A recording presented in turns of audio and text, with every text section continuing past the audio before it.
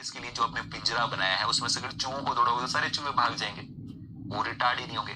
तो small size के molecules हैं, उनके लिए आपको ऐसा जेल मैट्रिक्स चाहिए जिनमें पोर साइज स्मॉल हो ताकि कुछ फंसे कुछ आगे चले। तो बड़े साइज के मॉलिक्यूल्स हैं उनमें आपको ऐसा जेल मैट्रिक्स चाहिए जिनका पोर साइज काफी बड़ा हो ताकि वो उसमें से पास हो सके और कुछ रुके कुछ तेजी से चले। तो separation of small molecules like proteins, example proteins, और आरएनए या DNA lesser than 1000 base pair, 1000 base pair से कम है, छोटा है, तो उसके लिए हमें क्या लेना पड़ेगा, polyacrylamide. Large port matrix, it is utilised for the separation of bigger molecules. बड़े बड़े मॉलिक्यूल्स को सेपरेट करने के लिए एग्रो इस्तेमाल किया जाता है। एग्जाम्पल के तौर पर मोस्ट ऑफन डीएनए के सेपरेशन के लिए आप क्या इस्तेमाल करते हो, एग्रोस जेल इलेक्ट्रोफोरेसिस का इस्तेमाल करते हो। एग्रोस जेल क्रोमेटोग्राफी में बेटा एग्रोस जेल इस्तेमाल नहीं करते हैं। जेल क्रोमेटोग्राफी में हमने भूल गए आप, मैंने बताया था कि जो बीड्स हैं वो तो डेक्स्ट्रान की बनी हुई होती है, सेफारोज की बनी होती है ना, और वहां पर वो पोरस बीड्स होती है। आपने एक एनिमेशन भी देखा होगा, वहां पर ऐसी स्थिति, ऐसी पोरस बीड्स बनाई हुई थी, ऐसी बीड्स होती बेटा, है ना। और उसमें दो रास्ते होते हैं, या तो वह पोर के अंदर ऐसे फंसते हुए जाए, उसमें यहां से भी मॉलिक्यूल जा सकते थे, इस जगह से भी जा सकते थे, वहां पर दो रास्ते थे, है ना, वहां पर दो रास्ते थे, मॉलिक्यूल ऐसे भी जा सकते थे और मॉलिक्यूल ऐसे फंस भी सकते थे, फंस कर अटक कर भी चल सकते थे। यहां पर ऐसा नहीं, यहाँ जेल मैट्रिक्स है, और यहाँ जेल मैट्रिक्स का मतलब है यहां तो ऐसी स्थिति है, कोई अल्टरनेटिव रास्ता है ही नहीं, सबको एक ही पोर में से पास करना है और सभी को एक ही पोर में से अगर निकलकर आगे की तरफ बढ़ना है, अगर सभी को एक ही पोर में से निकलकर आगे बढ़ना है तो स्मॉल मॉलिक्यूल तेजी से आगे चलेंगे और बड़े साइज वाले मॉलिक्यूल पीछे चलेंगे। जबकि यहाँ पर बड़े साइज वाले मॉलिक्यूल आराम से आगे चल रहे थे और स्मॉल वाले मॉलिक्यूल अंदर की तरफ फंस रहे थे, ध्यान रखिएगा। हाँ, जेल इलेक्ट्रोफोरेसिस यही है। हाँ ठीक है, तो यहां पर सिर्फ इतनी सी बात याद रखनी है कि जेल इलेक्ट्रोफोरेसिस के अंदर चाहे वो एग्रो जेल इलेक्ट्रोफोरेसिस है चाहे पॉलीएक्रिलामाइड, यानी दो तरह की इलेक्ट्रोफोरेसिस होगी ना, पॉली या तो होगी पेज पॉलीएक्रिलामाइड जेल इलेक्ट्रोफोरेसिस या होगी as that is referred to as agarose gel electrophoresis. तो पॉलीएक्रिलामाइड जेल इलेक्ट्रोफोरेसिस का इस्तेमाल जब आपको स्मॉल मॉलिक्यूल्स को सेपरेट करने के लिए करना हो तब इस्तेमाल करते हैं। बड़े साइज के लिए एग्रोस जेल। स्मॉल कब है, जब वो 1000 बेस पेयर से कम है। डीएनए और आरएनए अगर 1000 बेस पेयर से भी कम है तो हम ये इस्तेमाल करेंगे, है ना। 1 KB से भी कम है, 1 किलो बेस पेयर से भी कम है तो अब इसका इस्तेमाल करेंगे, ठीक है, क्योंकि डीएनए छोटा भी हो सकता है बड़ा भी हो सकता है। नीरज, प्रोटीन को सेपरेट करना तो पॉलीएक्रिलामाइड जेल इस्तेमाल करोगे, डीएनए को सेपरेट आउट करना है तो बेटा एग्रो जेल इस्तेमाल करोगे, है ना नीरज, क्योंकि डीएनए काफी बड़े होते हैं प्रोटीन की तुलना में। चलो आगे बात करते हैं। तो पॉलीएक्रिलामाइड जेल का इस्तेमाल किया जाता है स्मॉल साइज के मॉलिक्यूल्स को सेपरेट आउट करने के लिए।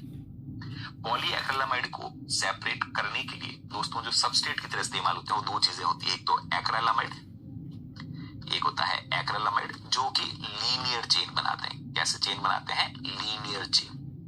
इस तरीके से जो लीनियर चेन है इस डायग्राम के अंदर आप देख सकते हैं, ये देखो ये एक एक्रिलामाइड हो गया, ये दूसरा एक्रिलामाइड हो गया, ये तीसरा एक्रिलामाइड, चौथा एक्रिलामाइड, इस तरह से लीनियर जो चेन बनाते हैं इस तरीके से, है ना, इस तरीके से जो लीनियर चेन बनाते हैं that is basically due to acrylamide.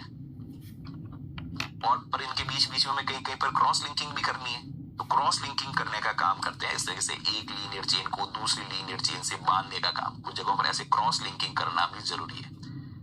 तो क्रॉस लिंकिंग कराने का काम कराता है दोस्तों बिस एक्रिलामाइड, ठीक है।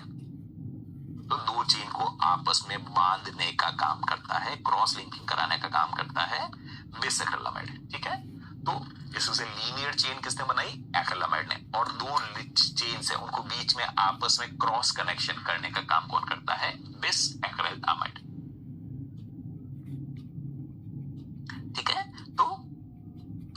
क्या इस्तेमाल करते हैं हम दोस्तों?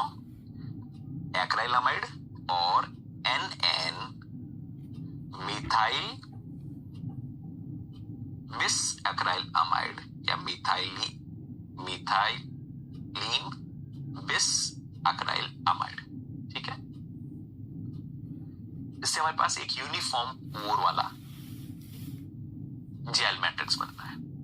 इस रिएक्शन को दोस्तों इनिशिएट कराने के लिए इनिशिएटर की तरह इस्तेमाल किया जाता है, उसे भी नोट डाउन करो। इनिशिएटर की तरह इस्तेमाल किया जाता है यानी जो फ्री रेडिकल मैकेनिज्म से पॉलीमराइजेशन होता है। तो इस फ्री रेडिकल मैकेनिज्म से रिएक्शन को इनिशिएट कराने के लिए जो इनिशिएटर चाहिए होता है, उस इनिशिएटर का नाम है अमोनियम परसल्फेट। कैटलिस्ट का काम कौन करता है इस पॉलीमराइजेशन रिएक्शन के अंदर? तो कैटलिस्ट का काम करता है टीमेड। टीमेड का पूरा नाम क्या है? तो टीमेड का पूरा नाम है 4 बार टेट्रा, 4 NNNN या NNN-N- tetra methylene diamine. NNN-N- tetra methylene diamine टीमेड कैटलिस्ट का काम करता है। इस स्लाइड में क्या क्या नोट करना है? इस स्लाइड में ये नोट करना है दोस्तों, ये पॉलीएक्रिलामाइड जेल किससे बनता है? एक तो एक्राइलामाइड से बनता है। क्रॉस लिंकिंग करने का काम कौन करता है? तो क्रॉस लिंकिंग करने का काम करता है NN- मिथाइलीन बिस एक्राइलामाइड। ये क्रॉस लिंकिंग करने का काम करता है। इस रिएक्शन में इनिशिएटर का काम कौन करता है? इनिशिएटर का काम करता है अमोनियम परसल्फेट। रिएक्शन को कैटलाइज करने का काम कौन करता है? तो NNN- टेट्रा मिथाइलीन डाईअमीन। ठीक है, एंड दिस रिएक्शन, ये जो polymerization reaction it is strongly inhibited by presence of oxygen. तो कोशिश करें कि जहां कहीं पर भी ये रिएक्शन हो रही है वहां पर ऑक्सीजन ना हो। मान लो एक फ्लास्क लिया आपने, उस फ्लास्क में आपने एक्राइलामाइड भी डाला हुआ है, बिस एक्राइलामाइड भी डाला हुआ है, टीमेड भी डाला है। फिर उसको डी गैस कर लें, मतलब वैक्यूम पंप लगाकर उसमें से सारा गैस हटा दें और फिर उसमें APS अमोनियम परसल्फेट डालें। ऐसे हिलाते ही पॉलीमराइजेशन रिएक्शन होगा। 2 प्लेट आपने खड़ी कर रखी होगी, जहां पर आपको जेल जमानी, उस प्लेट के अंदर आप लोड कर दें। ठीक है, फॉर्मूला कहां है? कौन सा फॉर्मूला है बेटा? यहां पर नाम लिखा हुआ है टीमेड का, नाम लिखा हुआ है एक्राइलामाइड का, बिस एक्राइलामाइड का। ध्यान रखना, जो एक्राइलामाइड है वो बेसिकली म्यूटाजेनिक है, कार्सिनोजन है, इंटरकैलेटिंग एजेंट है, उसको ध्यान से सावधानी से इस्तेमाल किया जाता है। चलो, तो इस तरह से 2 प्लेट है। जैसे ही हमने एक्राइलामाइड बिस एक्राइलामाइड उसके अंदर ऐड किया टीमेड और APS, ऑक्सीजन इस पॉलीमराइजेशन को इनहिबिट करता है, इसलिए 2 प्लेट पहले ही खड़ी कर लेते हैं। चारों तरफ से चेक कर लेते हैं कि कहीं से लीकेज तो नहीं हो रहा है। फिर उसके अंदर हम क्या ऐड कर देते हैं? ये पॉलीएक्रिलामाइड की जेल। तो यहाँ पर प्लेट्स के बीच में हमने क्या ऐड कर लिया है? This is the polyacrylamide gel, जिसकी कंसंट्रेशन सपोज ज्यादा, यहाँ पर आपने 12% एक्रिलामाइड जेल डाली और फिर ऊपर की तरफ ज्यादा बड़ी पोर साइज वाली आपने एक्रिलामाइड डाली, मान लो 5% के आसपास।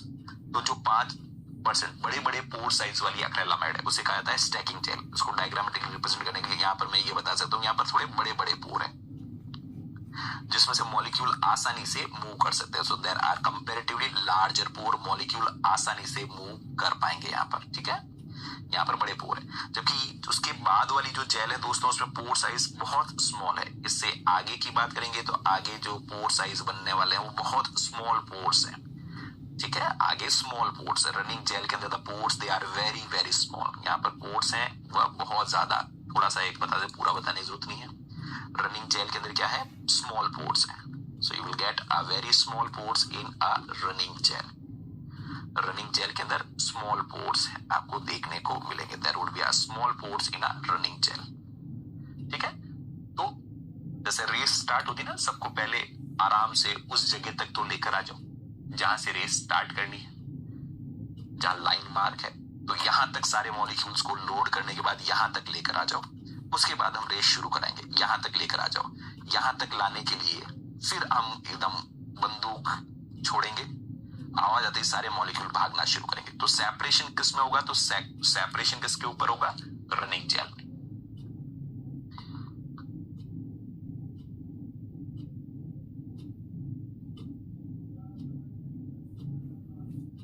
ठीक है, oxygen is a inhibitor of free radical mechanism. Okay, इतना सा लिख लो। चलो, तो दोस्तों इस तरीके से हमने जेल बना दी है। जेल के अंदर हम सैंपल मॉलिक्यूल को लोड की, डायग्राम बनाना भी नहीं है, ये तो सिर्फ समझाने के लिए बताइए।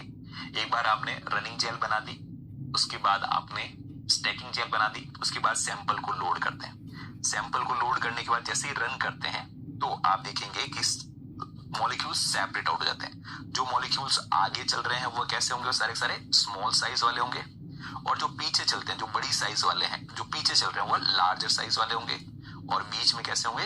मीडियम साइज के। ठीक है, तो इस तरीके से सेपरेशन किया जाता है। दोस्तों दूसरी तरीके की जो जेल इस्तेमाल होती है that is referred to as agarose gel. दूसरी तरीके की जो जेल इस्तेमाल होती है वो एग्रोस जेल इस्तेमाल होती है। एग्रोस जेल एक पॉलीसैकेराइड है, एक लीनियर पॉलीसैकेराइड है। इसका मॉलिक्यूल वेट लगभग 12 किलो डाल्टन या 12,000 डाल्टन के आसपास है। इसमें बेसिक जो रिपीटेटिव यूनिट होती है दोस्तों, वो उसे कहा जाता है अग्रोबायोस। एग्रोबायोस, जिसमें दो यूनिट होती है जो बार बार आती है। एक होती है गैलेक्टोस और दूसरी होती है 3,6 एनहाइड्रोगैलेक्टोस। तो एग्जाम में पूछे तो एग्रोस क्या है? एग्रोस एक पॉलीसैकेराइड है जिसमें दो शुगर्स बार बार रिपीट होती है। दो शुगर्स इस तरीके से बार बार रिपीट होगी। इस तरीके दो शुगर्स, कोई शुगर 1 और शुगर 2, शुगर 1 और शुगर 2 इस तरीके से बार बार रिपीट होती है। शुगर 1 शुगर 2 इस तरीके से बार बार रिपीट होती है। इन दो शुगर की यूनिट को क्या कहा जाता है? इन दो शुगर की यूनिट को कहा जाता है एग्रोबायोस। ये दो शुगर कौन कौन सी है? तो शुगर 1 है वो दोस्तों आपकी गैलेक्टोज हो गई। शुगर 1 इज बेसिकली गैलेक्टोज, और शुगर 2 क्या हो गई? शुगर 1 इज गैलेक्टोज, और शुगर 2 जो बार बार रिपीट हो रही है दैट इज एनहाइड्रो 3,6 एनहाइड्रो गैलेक्टोज। ये दो शुगर्स बार बार रिपीट होती है। कहां से ऑब्टेन होती है ये भी आपको अच्छी तरीके से पता होगा कि कहां से हम एगरोस को ऑब्टेन कर सकते हैं। जहां से अगर को ऑब्टेन करते हैं, अगर का ही रिफाइंड वर्जन एगरोस है। जिलेडियम स्पीसीज, ग्रेसिलेरिया स्पीसीज, ये क्या है? सी वीड्स है। ये क्या है? कुछ सी एल्गी है। ठीक है, so there are some algae जो कि समुद्र में पाई जाती है, जैसे ग्रेसिलेरिया हो गया, जिलेडियम हो गया, वहां से हम इसे ऑब्टेन प्राप्त कर सकते हैं। साथ ही हम पोर साइज को उस हिसाब से रखेंगे। हमें पता होता है ना हम कितने मॉलिक्यूल्स को सेपरेट आउट करना है ना। हम रिसर्च तो हम कर रहे हैं, उस हिसाब से पोर साइज को मेंटेन करेंगे। और फंस रहे हैं तो और कुछ क्राइटेरिया इस्तेमाल करेंगे, चिंता ही मत करो आप। एमआर क्या है? Molecular radius. एमआर क्या है? मिस्टर इंडिया है। एमआर इज मॉलिक्यूलर रेडियस, जो कि साइज के बारे में बताता है बेटा। तो आप एमआर लिख सकते हो। एमआर आपको पसंद नहीं है तो ऐसा डाल्टन भी लिख सकते हो, है ना? डाल्टन भी लिख सकते हो। और डाल्टन भी आपको पसंद नहीं है तो आप यूनिट भी लिख सकते हो। ठीक है, जो आपको पसंद है। एमआर लिखो, डाल्टन लिखो, यूनिट लिखो, है ना? Yes, they are example of red algae. Very good. Next slide में तो क्या था बेटा? इस स्लाइड को क्या करोगे? इस स्लाइड को भी देखना है। हद है संदीप। चलो, एग्रोस की कंसंट्रेशन आप 1% से लेकर 3% के बीच में रखते हो। अगर 1% लोगे तो बहुत वेरी लार्ज पोर बनेंगे। तो वेरी लार्ज पोर बनेंगे दोस्तों। और 3% लोगे, एग्रोस की मात्रा बढ़ा दोगे तो कंपैरेटिवली स्मॉल पोर। अब आपके पास स्मॉल पोर्स बनेंगे, पर इनके स्मॉल पोर्स एक्रिलामाइड के पोर से भी बहुत ज्यादा बड़े, ध्यान रखना। ठीक है, इसका इस्तेमाल किसके लिए कर रहे हैं? It is is utilised for the separation of large molecules, जैसे कि डीएनए, उनके सेपरेशन के लिए इनका इस्तेमाल किया जाता है। DNA they are relatively very large as compare to proteins.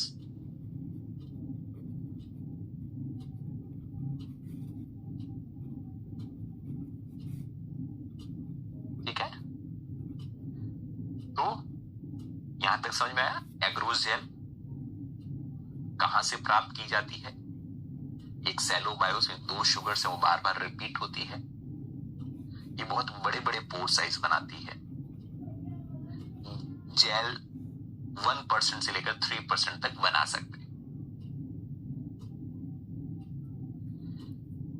अभी पीएच की कंसंट्रेशन बता देंगे बुशरा, है ना। 5% भी ले सकते हो, 7% भी ले सकते हो, 10% भी ले सकते हो और 20% भी ले सकते हो बुशरा, है ना। अभी देखते हैं उसके बारे में। देन पॉलीएक्रिलामाइड जेल इलेक्ट्रोफोरेसिस में